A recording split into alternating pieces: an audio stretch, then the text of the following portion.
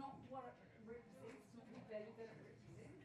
So if they had a different, if they didn't go through the bank and instead they had a direct transfer between Jim and, or directly between the two of them directly, that would count? Yeah, but that's not how our banking system works. How do you know how the banks work? Because that's what the court looked at. Yeah, I mean that's, so essentially that's what the court looked at in Wilkinson. So one, they had the problem that the ability to go to bank, so what we call something that shows an action, that wasn't practiced. That was one issue. But also they looked behind it and went, how does this work? And they went, well, nothing moved from here and here. That's how our banking system works. All that changes is between here and here. So any kind of scoring system you have as a third party that changes your score can never count a step, as long as it's with the third party. You mean final score? Like money, credit, bonds, what's going to be the score with the third party? And I don't know. If nothing passes between you and the person that's charged with taking it from you, then no. Because Not on 219. They can be charged with something else. They can be charged with using a document to get a benefit or to dishonesty. They can be charged with using a computer Do you think dishonestly. this will change in the future? No idea. I mean, they did a massive reform in 2003. Because it's developed this body of law over such a long period of time, I think they'll have real problems if they start changing it dramatically. Because then you change so much about our banking system. If you say it's between 0 and 10, you start to create real problems in terms of just normal everyday transactions. The whole banking system, I think. I mean, I'm not great on the background stuff behind it, and technical data and all of that stuff. So, yeah, I do understand that there is concern around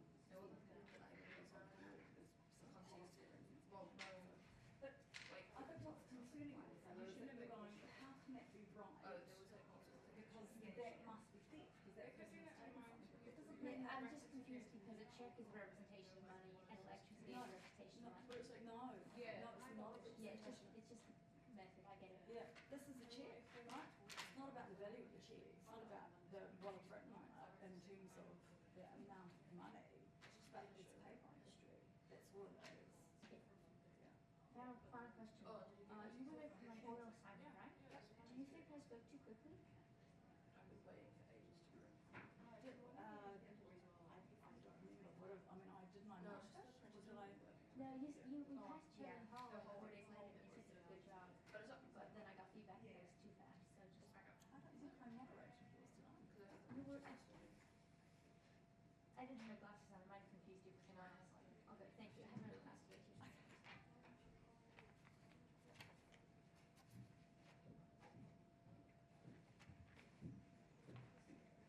Hello.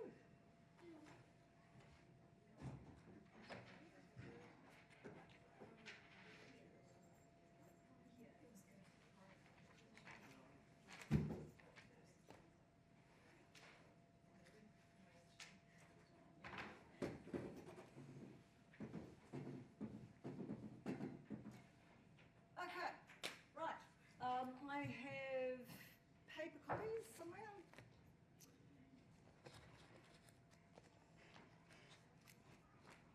Does anyone want a paper copy of the fact paper?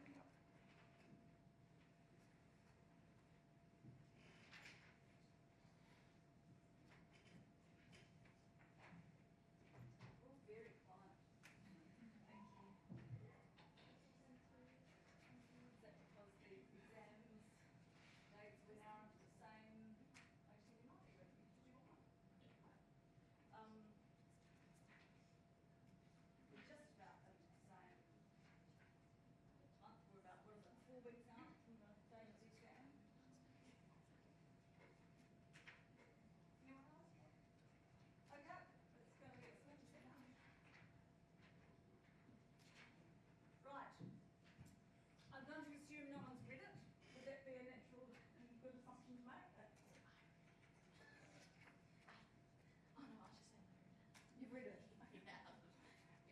Gold star.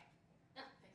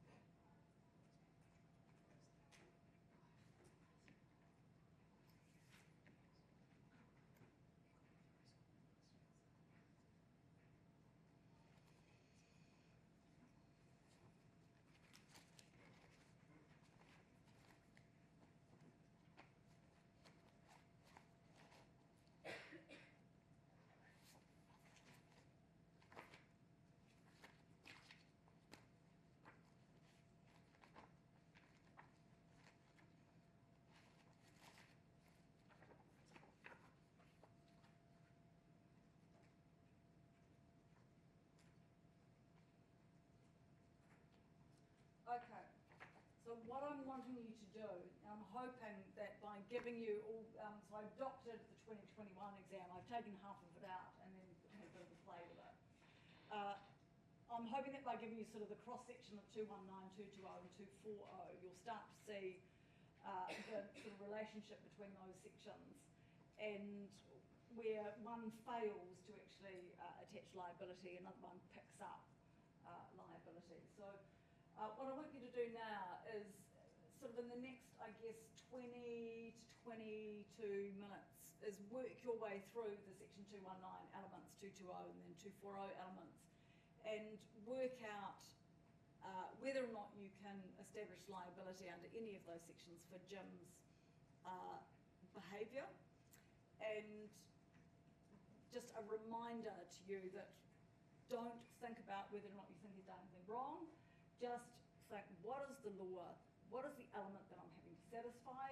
Keep them separate, and then consider, do I have enough on the facts to actually satisfy that particular legal element, and then move on. Okay? So we'll debrief it as a class just after 12:30, but feel free to ask questions as you go. Right. Any questions before you get underway? No? All right. Julia said, because Julia quite often is the person who marks the property exam question if we have it in the exam, to remind you, well, first of all, well done for being here, because that is a good start, and to remind you that quite often when students do answer a property question, if we have it in the exam, they don't do it tremendously well. So she said, tell them, well done for being here, because that will help them greatly with their understanding. So the last class went, oh, that's really encouraging, isn't it? Yeah, we find that at this time of the year, students start to drop off in terms of their attendance, hence there should be about 100 of you.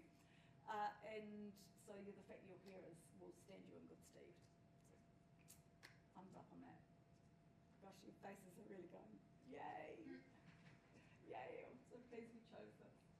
Right, okay, let's debrief it in about 20, 22 minutes. Yep. What was it, Shay? I didn't even hear anything. I've got two names. Just like, why did I say that?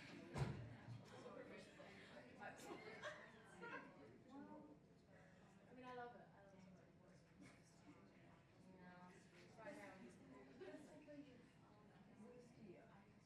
oh, that's a relief. That's actually really reassuring. So it's your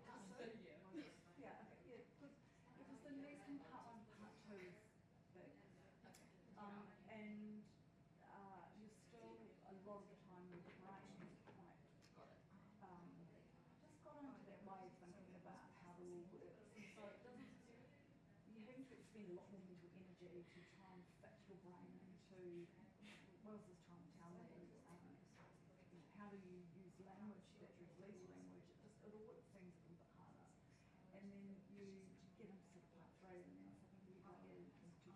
I'm actually starting to get that. So I can read this case and I can kind of get what this judge is saying.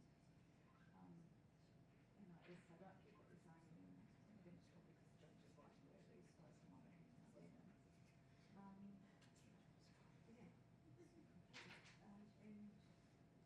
They just take it to these things, they say that to students all the time, whatever. And then I'd see them the following year and go, it does get me. So this is by far the hardest year. Made a deal with because I had a year this year. I made a deal with my parents, and I was like, I'll start next year. And if I get to semester 1 and I still don't like it, I'm done. What's the year? Well, so you're quite possibly in courses that you're not really that interested in. So when you start getting to the electives, then you start to do stuff that you're really genuinely interested in. I think it's just making it polynomial. I think many students don't have much interest in like public law, and it's not all really a lot of script.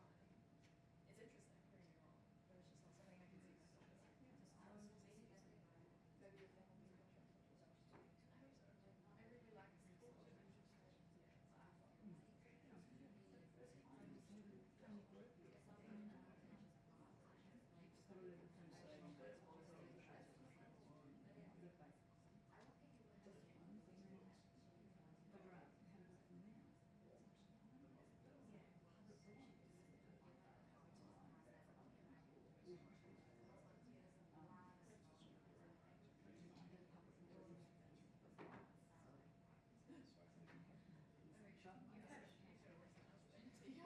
that's what I was thinking, because it was all over the place. And we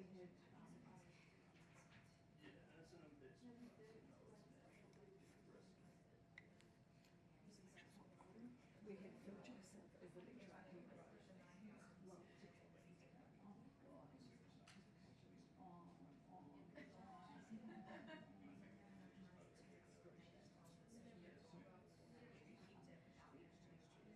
but hang on there. Get to you.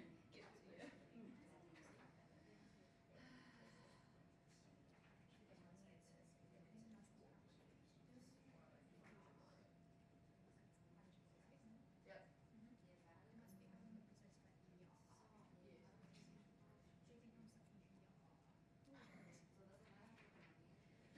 Well, it is taken because Jim just takes it. Taken, right? Yeah. The taking means it's from that. Here's the issue. Well, there's the issue because she gave it. But also she requested the money back. So I feel like if you request it back, it's revoting compliance.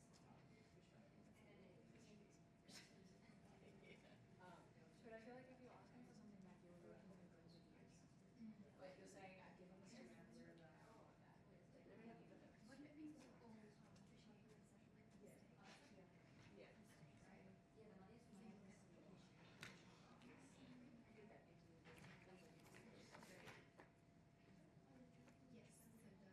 3 criteria, which is a mistake, agency, mistake is the transfers, mistake is the thing handlers, mistake is the Well, at least we're on the same page. The property section on the Is it quantity of, isn't that the mistake now? She gives 10,000, so answer is 10,000. Because our first quantity was the 2,000, right? No, because there's also a mistake in identity. So she thinks she's giving it to John Jones, or whoever it is, and she's actually giving it to John Jones. Yes, so our first one is mistake is to By the way, I should add, because you may not know this, that James is usually shortened to Jim. And the same that Robert is always shortened to Bob. James is shortened to Jim. Yeah. Okay. Okay. It suddenly occurred to me yesterday that that's probably something you don't know. Yeah. Something called Jamie. What's that? Richard? Is it Richard? Yeah, It's Richard's shortened to Dick. Yeah. My son made the mistake of calling a friend of ours, who's called Richard, and but we call him Brownie. He's like, so you're Richard, so that means you're Dick. If you really, I think it's wise to get in a boat and go fishing with him. He might leave you out there. Yeah. I think the whole, I think some of more of the, I could be wrong, but some more of the mistaken stuff is in really short take. But keep in mind, that whole Richard is written. Yeah. I feel you, don't worry.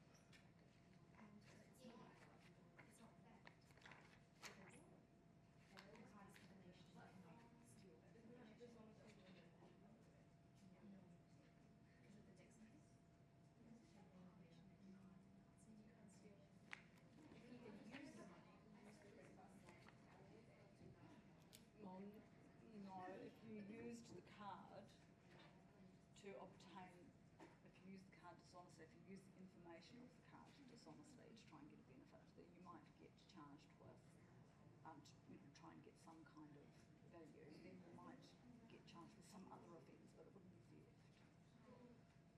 Oh my god, this is so interesting.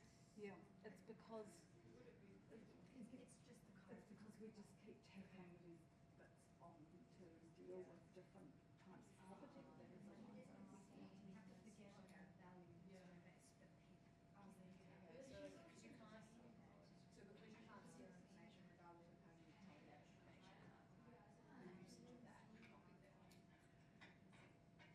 It wouldn't be theft, no, but it might be something else if you, yeah.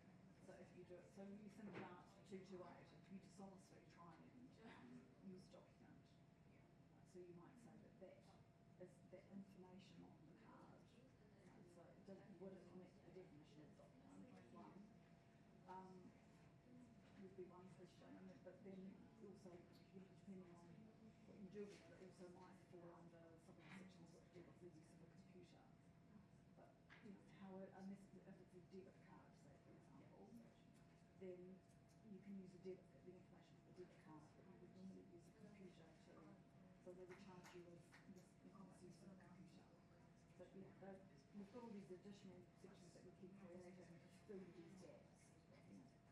But if you think about, if you say that information is something that you can steal, if I give you a piece of information about myself, then and then you go and tell someone else, then you could be charged with theft. So yeah, and then we start encroaching on copyright law. Right? So we've got offences under copyright law, but they're not theft offences. Yeah. So this is the problem. If you grow theft too widely, you start encroaching on all sorts of areas, and you end up with all sorts of results that you never intended to have. But it's just, in our heads, it just conceptually makes no sense to us.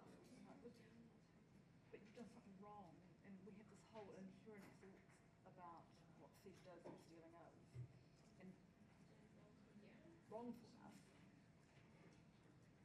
doesn't mean section 219. Yeah. I know it's weird. I used to teach this pre-2003. Oh, easier. Much easier when you get on these templates. And guides.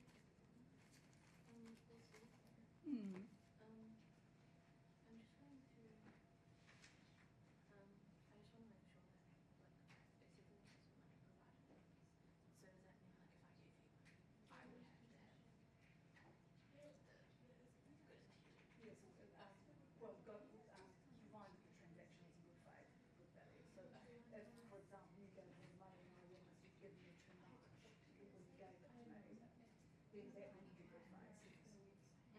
So in the case of Illich, which is what we conversation, Illich was, you know, he didn't realise until later that that they were getting an impact, right? So by the time and so the consent was initiated, and then it just became a debt situation. But when they had to do it, too, you see them counted out, you know, it was too much. Then it was not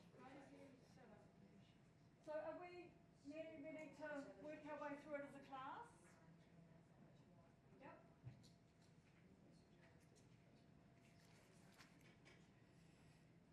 Okay, let's see how you got on then with section 219. So when you're looking at your fact pattern, you've got two methods of this money being given to Jim, right? So would you combine them together, or would you keep them separate? You've got one in cash form and you've got one as an online form. Would you bundle them all together, or would you separate them out?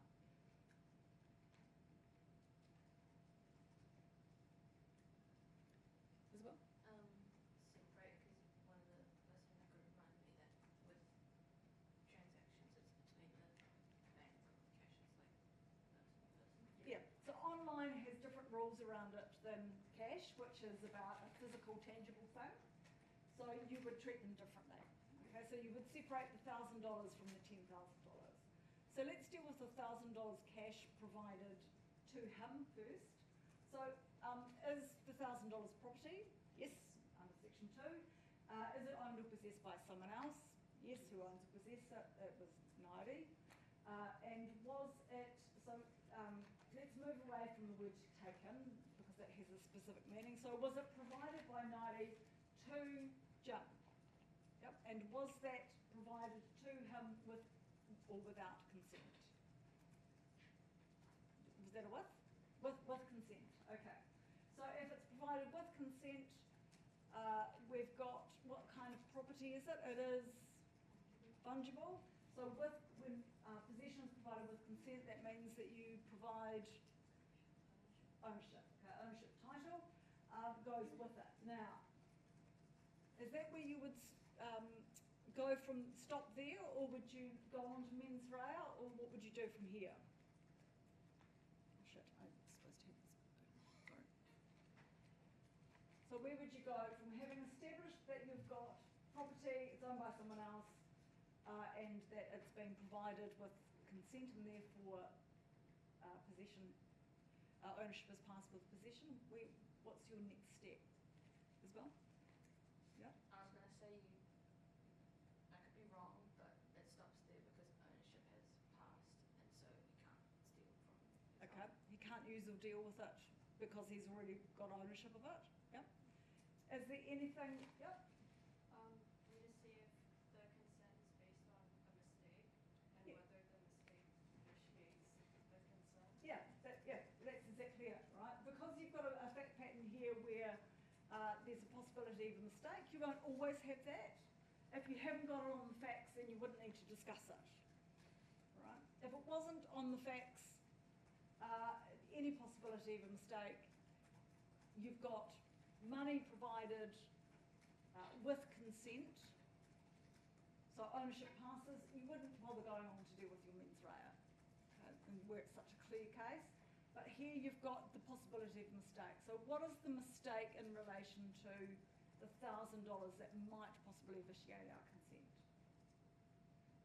Mistake of identity. The mistake of identity. So what's our case law relating to that? Illich. Okay.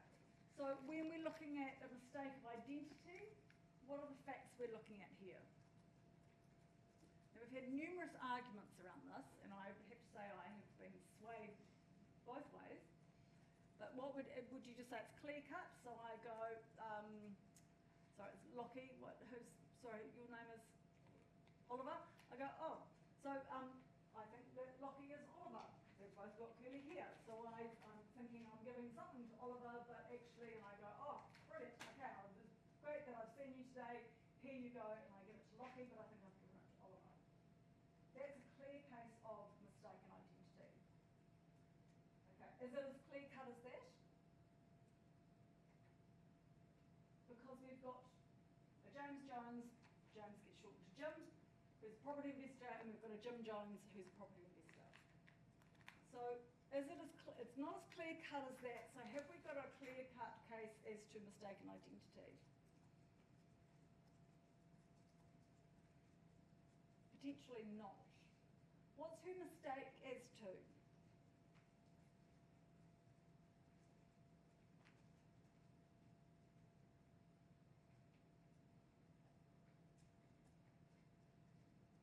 Should I have just given you a shot of caffeine as you came through the door? And what's her mistake as to? Is it? Yep. The nature of the individual who she's handing over to, because she assumed it was one person who was in the newspaper who's like well known, but instead she's giving it to someone who's new to the scene and doesn't have the experience that she expected from the individual she was giving money to, Yep. who she thought she was. Yep, great explanation, right? So in some respects, her mistake is not as to whether or not Jim Jones in front of her. To some degree, it's a mistake as to his ability as a property investor. Okay, so there's a potential argument, which a student raised the other day, which I have to say I think has some potential to it, as to whether or not you would really say the mistake is as to his identity, or is the mistake actually as to his abilities. So if he said, oh yes, I'm Jim Jones, the investor, the property investor, or investment advisor, or whatever he calls himself, then is she actually genuinely mistaken? And it's just not a great case, in so much it doesn't really talk a huge amount about what it means by a mistake as to identity. But I think there's a potential argument here. You could come back to the idea, well, was it actually her intention to pass title to that particular individual in front of her? The fact they've got the same name is irrelevant. She's intending to pass it to the person she read about. So, but yeah, I wouldn't have said it's quite as clear cut on the facts as the example of Oliver and Lockie. The other thing that has been raised is, in Illich it talks about when you have a mistake as to the amount that you hand over, that there's an exception where it's money. Would that apply here? So you say, well, because money is currency, etc., then would we say that, well, it's tough bickies? Unless it's not a bona fides transaction for good value, then you would say it doesn't vitiate consent. Again, it's not entirely clear. Right? So just a couple of things. I mean, you could just say, look, mistake, vitiates consent, bang, and on you go into mens rea. But if you wanted to get into a more complex argument, those are the two things that you could potentially raise.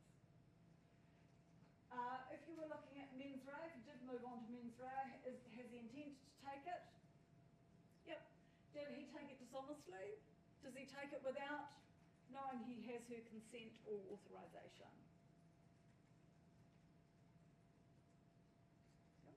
No, because he believed that while he may have known that he was not the individual she was talking about, he did believe that she was still giving him the consent to invest the money in the property and therefore to assume control of the money. Yeah, I mean, leaving aside what his knowledge is around the article, because he doesn't know what she's talking about, right? But I think that you would be hard pushed to prove he'd been dishonest. What about claim of right? Has he acted without claim of right? Has he acted without a genuine belief that he has a proprietary or possessory right to money? No, okay. And what about an intention to permanently deprive? Money's come to him, if it's come to him with consent, or without, so if it's come to him with consent, he owns it, so, okay. Well, it's like investing, that's not like a transaction, like I'm giving you this money for you to give me this asset. So he can, as long as he's investing it according to the terms and conditions of the agreement. Is that relevant to section 219 though?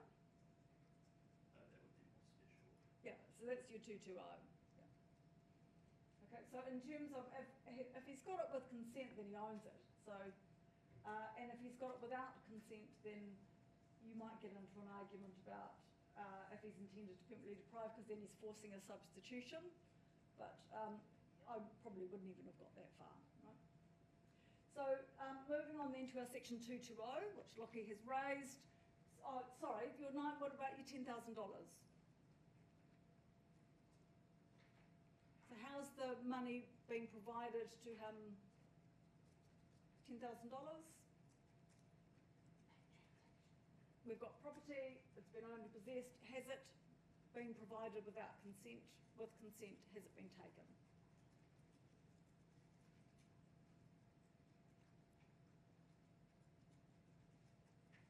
What's your rule with online transactions? It goes through the bank, so what does that mean? Yeah, it's not taken. It doesn't pass between the victim and the defendant. It hasn't passed between Nairi and Jim. Right? Nothing has moved between the two of them. There's a movement between her account in the bank and his account in the bank, but there's nothing that's moved between them, so there's no taken. I know it's conceptually weird, makes no sense to us, until you start digging behind what really happens actually in a bank transaction situation. Does anyone need me to do a little diagram on the board? Would that be useful if you're still confused? Now's your time. Yep. Okay, so essentially, here's your bank. Nairi's got 10,000. Let's say Jim's only got 1,000. Okay. Now, you've got what we now call a thing in action. It used to be a shows in action that allows Jim to go to the bank and say, I want you to give me $1,000. All right? That's what I've got on my account. Can you please give me $1,000? That's a thing in action. He has a legal right to demand that money. Okay? She has a legal right, thing in action, shows in action, to demand $10,000. Right? So there's your two contractual relationships. Now, when she sends, and I put that in inverted commas because nothing really happens, the $10,000 to him, what happens is that her thing in action here becomes zero. She can no longer go to the bank and ask for anything because there's nothing in her account. And his goes up to 11,000, but nothing happened between here and here. There's no movement between your victim and your defendant. So Section 211 requires a taking by Jim from Nairi. He's not taken anything from her, with consent or without consent. Sorry, for those of you that... Okay? Nothing passes. So all that's happened is that contractual relationship has changed and that contractual relationship has changed. I know it makes no conceptual sense to us because we have this image in our head that actually the money passes between her account and his account, but actually it doesn't.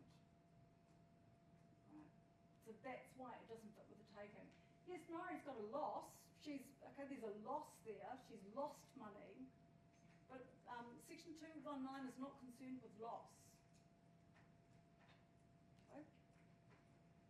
Section 240 is concerned with loss, but not Section 219. Because of the way our law originated in terms of theft. Yep. I'm just a bit confused. So if Nairi has the money in the bank, is she in possession of it, or is the bank in possession? The bank's in possession of it, yeah. Okay, so you wouldn't say that it's property that's possessed by her? No. No, she's got ownership over it. She's got a thing in action, really. It's what we call a thing in action, right? She's, in terms of, if, say, for example, the bank closes the ATMs and the bank closes the doors, if we have a financial disaster, the banks will shut up shop, right? So people can't have a run on the bank and take all the money out when everyone freaks out, which is what happened when the stock market crashed in the 30s. So you can't then get your money out. Like it's not, you don't have possession of it or ownership of it in the sense that you can actually just go and get it. You can't, the only way you could go into the bank and get it is if you take a gun in. Do you know what I mean? Yeah. So if you think about it from that practical terms, that we think, well, we can always get money out, and particularly in the modern age, but going back not that long ago, if they shut the ATM and they shut the bank, you can get your money. So would you still have ownership of it? Say the banks shut down. You still have ownership of it? Yeah, you've still got an interest in the money and you've still got a thing in action. Yeah, but you don't have possession of it. Right? Yeah, I mean the bank can't just suddenly take it off you and go, oh, we're just actually going to keep that. You have the right to sue the bank for it. That's what a thing in action is, the right to sue, basically. Yeah, the right to demand, the right to sue, the right to exert your legal rights to get something. Yeah. Does that make sense? Mm-hmm. Yeah, cool. Lucky. Are there any circumstances where a bank transfer would fall under Section 209, or would it always be 220? I think it would always be, well, unless they change the law dramatically, it would always be 220 or 240. Yeah, because of the way the law's developed. Yeah. Yeah. So would this be a debt situation, Jennifer? Yeah. Yeah. That doesn't mean there's not civil liability. Yeah. But it's not a taking. And again, it comes back to what is the definition of the law? Right? The legal element is taking. There's got to be a taking, right? Because taking has come from the idea of tangible property, which is movement. Doesn't meet that requirement. So when we're talking about intangible property, you've still got to have something that moves. Yeah. Does that, yes? What if the bank sent you money and you kept it and you were supposed to, but that's their taking because it's between you and the bank, there's no... Sorry, what if the bank sent you money Yep. at more than it was supposed to be? like in the Runaway Millionaires, Gowan Hurring, yep. Yeah, is it like it's between you and the bank? Like there's no, you're taking it from them.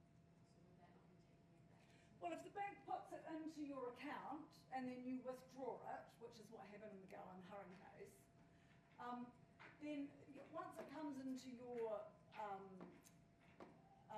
under your control, I guess, and then you, in the sense that you can go and take it out, or you could demand it because it's in your account, then you, and because it's a fungible, and the bank's given it with consent.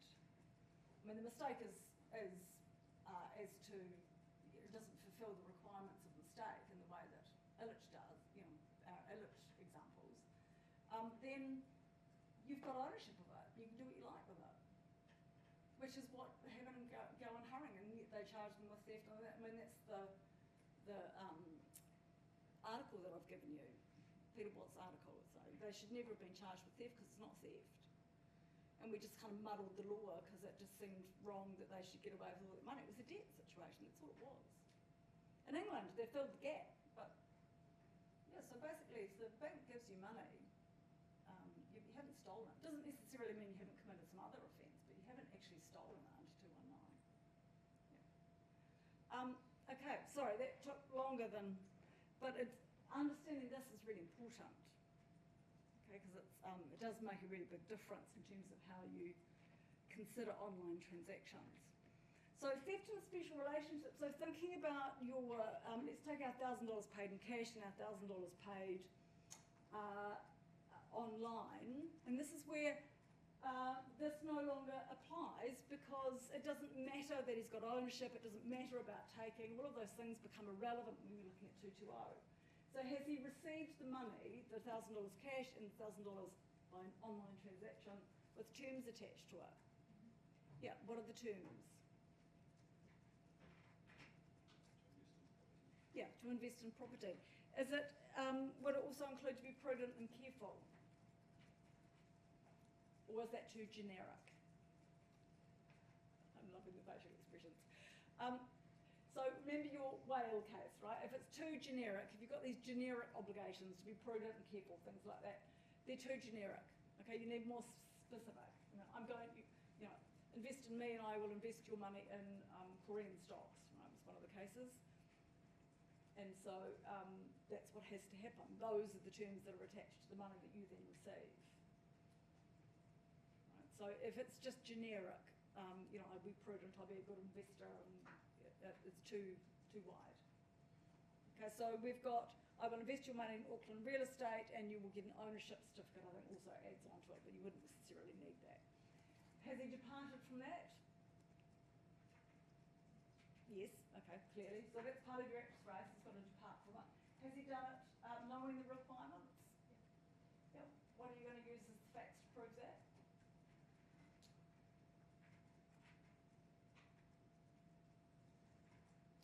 He wrote the prospectus, yeah. Yeah, I was about to be like, he's the one that actually wrote the requirements. Yeah, so he's obviously going to know. And has he intentionally then varied from it? Yeah. What about the $9,000? Did he receive that with terms attached to it? I think the term for the extra 9,000 was to return it. When he received it, were those terms attached to it?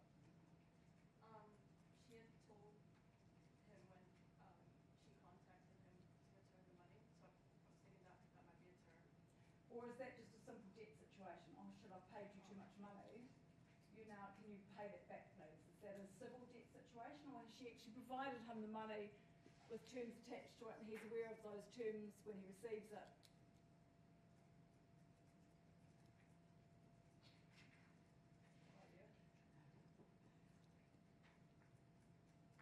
Lockie, was that a hand up? Yeah, no, she failed to notice that when she confirmed the transactions, there were no terms attached. Yeah, I would say you're now falling into a debt situation. Okay? Could there be, I know this may be a possible reach, but could there be grounds for an argument that despite the fact that she did not realize how much she had transferred, when she transferred that money to him, the original expectation of investment in property still applied? Because when she sent the money, even though she didn't know she was sending 10,000, and even though she was under the impression she was only sending 1,000, she still sent that 1,000 with those conditions. So could it be extended that when, despite the fact she sent more, could it be extended that she sent that 10,000 with the same expectations?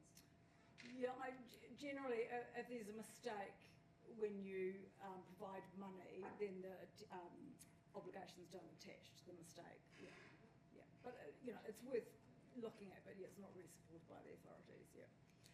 Just very briefly, do we have a false representation here? You've got to have a deception. Okay, you've got to show a deception. You've got to show that deception induced someone to either induced the defendant to obtain, the victim to provide something that you obtained, or the victim to lose something. So have we got a false representation? If so, what is it? The state cited when she said, "Oh, I think you're this guy." But generally, that's not enough for a false representation. Well done. So his conduct has to give rise to the representation. Okay, have we got any conduct? So your Dronjak case, which is the case you're thinking, you know, you've been looking at here, he went up to the counter with the stereo with 2 stickers on it, and then, you know, knowing full well that when the person charged the lesser price, that they had a false idea as to what was going on, and then said nothing.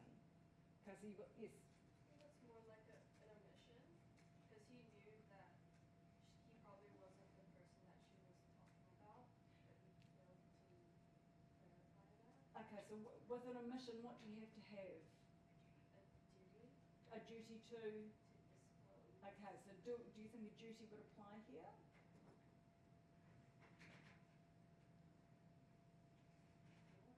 Yeah.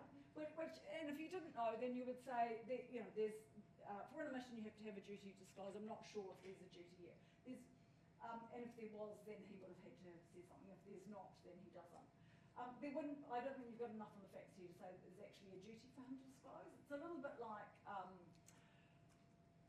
Say if when Dronjak took the stereo up, there was someone else standing at the counter and they were watching what was happening, and they didn't say anything. So they've got no conduct, and yeah. Isn't there like a lot of like statutory stuff about like potentially investment companies and people offering investment having some obligations to disclose to like investors?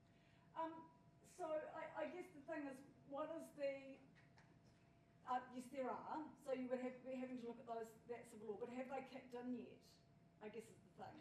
And so have you, you would be then stepping into a whole lot of law that we wouldn't necessarily expect you to know.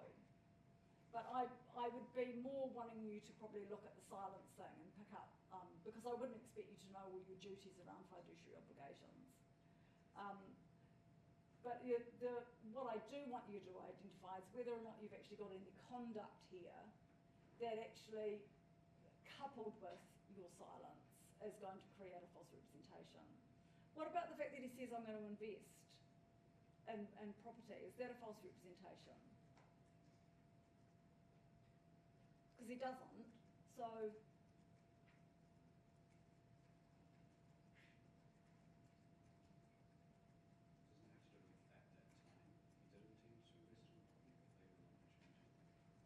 well, there's two things. So one of the things you picked up is that it's actually not false at the time when he makes it. What's the rules around a false representation, though? What sort of facts does it have to be? Yeah, it's got to be materially false. It's got to be about a material particular. But what else? What's the tense?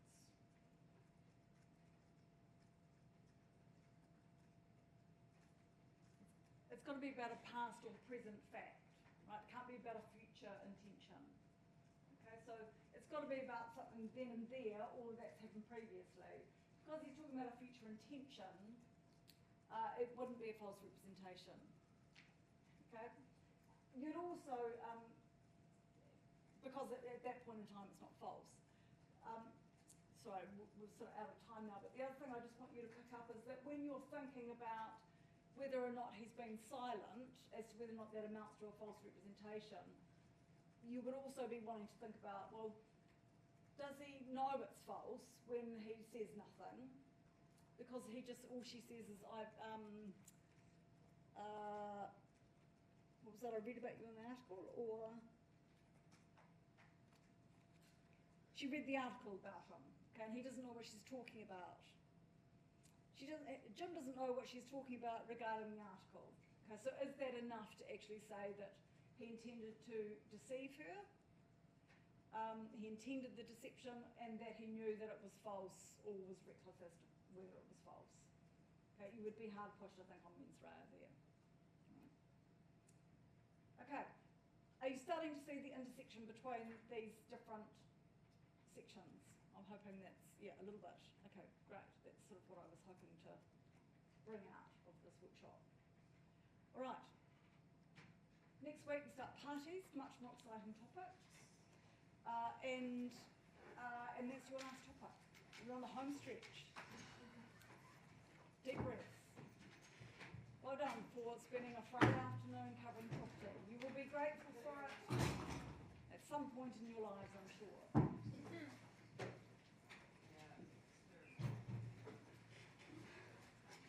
Can somebody introduce themselves as James and you're able to go, hang on a minute, are you James or are you Jim? My uncle's name's James, and I was like, Jim. Yeah, that'd be funny. See you. Have a nice weekend. Yeah. It is Friday, isn't it? Yeah.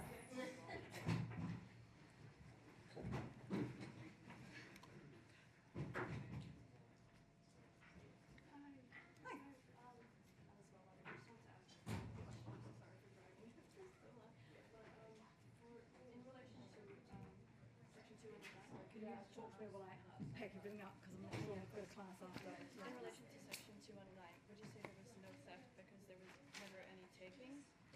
There was no Which property are you referring to? of the money, so of the what was it, the nine, like the extra 10,000?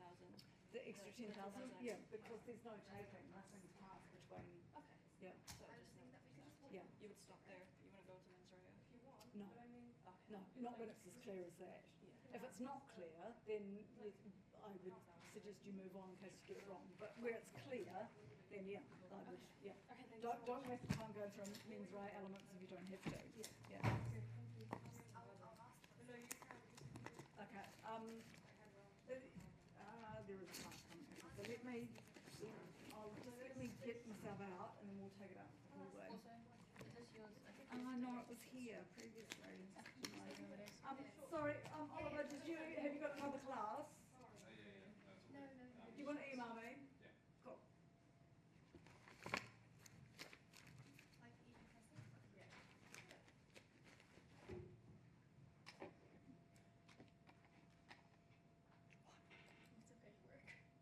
Oh, I like to have cases with me because if students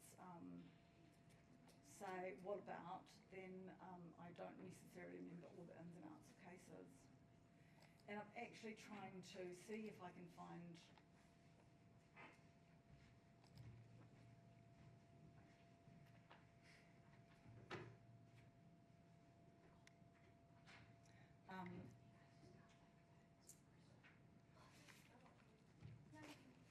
I'm trying to see if I can find cases that delve more into the mistake as to identity beyond Illich. It's a complicated one. Well, it's just, Illich, it would have been helpful if Illich had actually given more detail about what it considered to be a valid mistake. Which it doesn't. Yeah, because how much of a mistake quantifies as a mistake? Well, it has to be a mistake, a material mistake.